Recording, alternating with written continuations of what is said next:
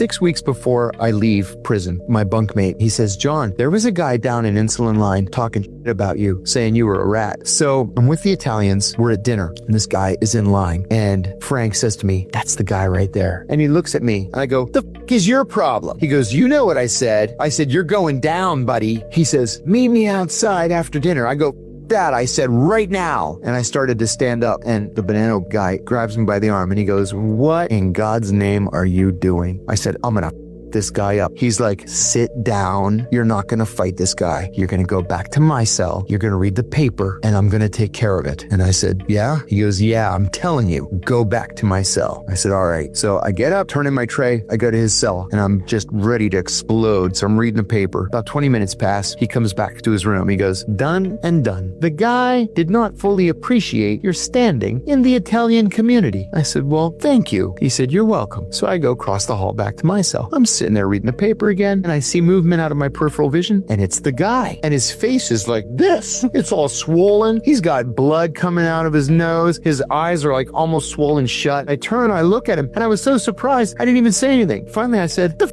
do you want? And he goes, I came to apologize for what I said about you, that you're a rat. You're not a rat, and I'm sorry I ever said it. I felt kind of sorry for him. And then I thought, no, you can't show weakness. And that was another rule. So I said, get the f out of here. Next time, I'm gonna take your head off. He's like, I'm sorry. He runs away. And I look at the boss across the hall and I said, thank you very much. And he goes, you're welcome very much. And that was the end of it. They took care of me.